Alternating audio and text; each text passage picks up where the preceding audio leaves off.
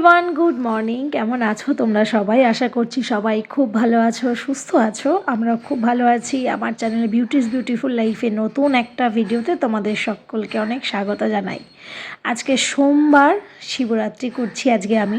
আসলে গতকালকে ভোরবেলা তো ফিরেছি, বাড়ি এসে বুঝতেই পারছো টানা 4-5 দিন বাড়ি না থাকলে কী অবস্থা হয়। সমস্ত কিছু পরিষ্কার পরিচ্ছন্ন কাচাকুচি করে, বাড়িঘর পরিষ্কার করে আজকে আমি শিবরাত্রি ব্রত পালন করছি। যেহেতু আগের দিন মানে রবিবারের সন্ধ্যে 6টা নাগাদ চতুর্দশীটা লেগেছিল, সেই জন্য গতকাল সন্ধ্যে ওই 6টা থেকে আমি উপোস আছি, আজকে চতুর্দশী না ছাড়া পর্যন্ত। আচ্ছা, তোমরা কে কী বারে শিবরাত্রি করেছো আমাকে জানিও। যাই হোক, এখানে পুজোর জোগাড় করে নিয়েছি, বুঝতেই পারছো একদিনের মধ্যে মানে যেটুকু যা সম্ভব হয়েছে হাজব্যান্ড বাজার করে এনে দিয়েছে সেইভাবেই করছি। যদিও শিবরাত্রিতে খুব বড় বা আর মানে ধুমধাম সেরকম কিছু হয় না, বা আমি করি না, বা আমি বাইরেও কোথাও জল ঢালতে যাই না। বাড়িতে আমার মহাদেব আছেন, মহাদেবকে আমি জল ঢালি। তো এখানে ফল, কিছু গোটা ফল, তারপরে মহাদেবের অভিষেকের জন্য যা যা কিছু লাগবে সমস্ত কিছু জোগাড় করে নিয়েছি, ফুল পেয়ে গেছি। তো চলো এবার সমস্ত কিছুটা ভালো করে হাতের কাছে সাজিয়ে গুছিয়ে নিয়ে পুজোটা আগে করে নিই। এদিকে সমস্ত জোগাড়, পঞ্চপ্রদীপ, দুধ, ঘি, মধু, গঙ্গাজল সমস্ত কিছু আয়োজন করে নিয়েছি। সিংহাসনে সুন্দর করে ঝেড়ে মুছে পরিষ্কার করে ফুল দিয়ে সাজিয়ে দিয়েছি। আরও একটু ফুল দেব, তবে দাঁড়াও আগে পুজোটা করি। অনেকটা বেলা হয়ে গেছে। আবার এদিকে হাজব্যান্ড আর মেয়ের জন্য রান্নাটাও করতে হবে। পুজো করার সময় না সেরকম কোনো ডিটেলে আর ভিডিও করিনি, কারণ ওই যে ভিডিও করতে গেলেই তো অনেকটা সময় লেগে যাবে, পুজোর থেকে ভিডিওর দিকেই মনটা পড়ে যাবে বেশি। পরে যখন আরতি করছিলাম সব শেষে, তখন মেয়ে একটু আমাকে ভিডিও করে দিয়েছিল। এই তো ভোগ লাগানো আমার মহাদেবকে কমপ্লিট।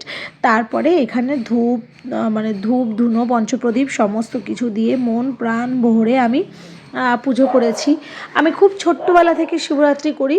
কত বয়স থেকে শিবরাত্রি করা শুরু করেছি সেটা আমার নিজেরও মনে নেই। মাকে জিজ্ঞেস করলে বলে তুই অনেক ছোট থেকে শিবরাত্রি করছিস। তো যাই হোক, এটা নিয়ে কত বছর আমি শিবরাত্রি করছি বলতে পারবো না। হয়তো 18 বছর তো হবেই, 18-19 বছর তো হবেই। যাই হোক, আসলে মা করতো, তো মায়ের দেখা দেখে আমি সব পুজোই করতাম। মার সঙ্গে লক্ষ্মী পূর্ণিমার ব্রত করতাম, তারপরে মঙ্গলচণ্ডীর ব্রত, শিবরাত্রির ব্রত সব কিছুই করতাম। এখন তো একাদশী ব্রতটাও ধরে নিয়েছি। যাই হোক, তোমাদের সাথে কথা বলতে বলতে পুজো আমার একদম শেষ। এখন এই যে শাক বাজিয়ে নিচ্ছি, এরপরে এই জায়গাটাকে পরিষ্কার করে আমি আবার রান্নাঘরে যাব। তো আমার পুজো করে ওঠার খানিকক্ষণ বাদেই আরও কিছু কাছাকাছি জিনিসপত্র ছিল, সেগুলো হাজব্যান্ড ভালো করে কেচে ধুয়ে স্নান করে এসে বললো যে দাও, আমি তো সকাল থেকে কিছু খাইনি, তাহলে আগে বাবার মাথায় জল ঢেলে নিই, তারপরে খাবো। তো এক এক করে ওদের দেখিয়ে দিলাম কিভাবে কি করতে হবে। প্রথমে হাজব্যান্ড বাবার মাথায় জল ঢেলে নিয়েছিল, আর তারপরে মেয়ে। আমি তো তোমাদের আগেও বলেছি এই ছোট ছোট বিষয়গুলো, এগুলো ছোট না, আসলে এখন থেকে এই ছোটো বয়স থেকে যদি না শেখে না, পরে বড় হয়ে করতে চাইবে না। আর সমস্ত মডার্ন জিনিসপত্র যখন আমরা শিখছি, করছি, মেয়েকে দিয়েও করাচ্ছি, তখন আমাদের কালচার, আমাদের সংস্কৃতিটাকেও তো ওকে মাথায় রাখতে হবে, ওকে মনে রাখতে হবে যে আমরা হিন্দু, আমরা বৈষ্ণব, আমরা সনাতনী হিন্দু। আমাদেরকে আমাদের এই নিয়মগুলো, আচারগুলো সব কিছুর পাশাপাশি পালন করা আমাদের কর্তব্য, আমাদের দায়িত্বের মধ্যে পড়ে, এবং ভক্তি ভরে সেটা পালন করা উচিত। এমন নয় যে সব সময় সব কিছু বিশাল আয়োজন করে লোক দেখিয়ে হাজার হাজার লাখ লাখ টাকা খরচা করে করতে হবে। যৎসামান্য আয়োজনেও ভক্তি কিন্তু করা যায়, পুজো কিন্তু করা যায়।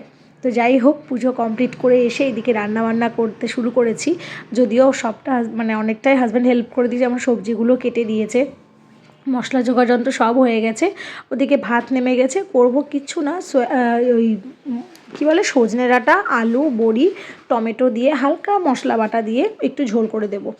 হাজব্যান্ড কোনো দিনই শিবরাত্রির ব্রত আগে করেছে কি না বলতে পারবো না, 2-1বার হয়তো করেছিল, কিন্তু বিয়ের পর থেকে সেভাবে আরও কোনো দিনই শিবরাত্রির ব্রতটা করেনি। যাই হোক, তো ওই যে সকাল থেকে না খেয়ে থেকে বাবার মাথায় জল ঢেলে তারপরে ওরা খাবার খেয়ে নেয়। তো আমি একটু কিছু ভাজা করতে চেয়েছিলাম, তো বললো দরকার নেই, ওই এক তরকারি ভাত আমাদের বাবা মেয়ের হয়ে যাবে। খাওয়ার সময় দেখি যদি পারি একটু স্যালাডটা কেটে দেবো। আর আমরা তো মোটামুটি 1 সপ্তাহ মতো বাড়ি ছিলাম না প্রায়। আর মেয়েরও স্কুল 5 দিন মতো কামাই গেছে, তো 5 দিনের খাতার কাজ কিন্তু স্কুল থেকে জমা পড়েছে। বাংলা, অঙ্ক, ইংরেজি 3টে খাতাতেই 4 পাতা করে খাতার কাজ জমা পড়েছে। আজকে ধরে 5 পাতা, সমস্তটা আজকে কমপ্লিট করাতে হবে। তো আমি এদিকে রান্না করছিলাম, তোর বাবা বললো আমি যখন কাজ করছি তুই তাহলে আয় আমার কাছে এসে বসে অঙ্ক কাজটা কমপ্লিট করে নে, কারণ সন্ধ্যাবেলা তোর মায়ের না হলে ওই উপোস ভঙ্গ করার পরে ওই সব কিছু একসাথে করাতে গিয়ে আরও মাথা ব্যথা হয়ে যাবে। যাই হোক, ওদের এই সমস্ত পড়াশোনা দেখে টেখে আমি হচ্ছে কি বলে রান্নাটা কমপ্লিট করে নিয়েছি। রান্না কমপ্লিট করে হাত পা ভালো করে ধুয়ে চলে এসেছি। দুপুরে আমি 3 প্রহরে জল ঢালি, আর যেহেতু অমাবস্যা এবার পরের দিন সকাল পর্যন্ত থাকবে না, সেই জন্য এবার 3 প্রহরেই হবে, 3 প্রহর বা 5 প্রহর এভাবেই আমি জল ঢালি। তো এবারে আমি 3 প্রহরে জল ঢালবো।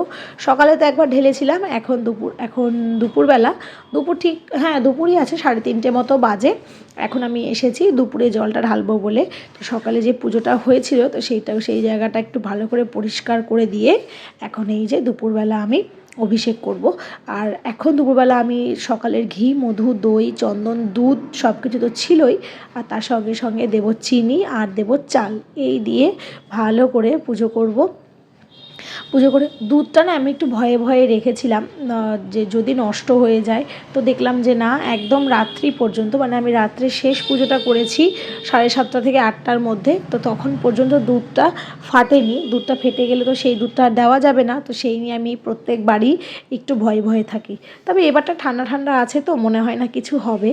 যাই হোক, এই তো পুজো আমার কমপ্লিট। আর আমি যতবার পুজো কমপ্লিট করছি আর দেখো মহাদেবকে মনে হচ্ছে ততই বেশি সুন্দর লাগছে, এক একবার এক এক রকম লাগছে। আচ্ছা, তোমাদের আমার মহাদেবকে কেমন লাগছে দেখতে জানিও।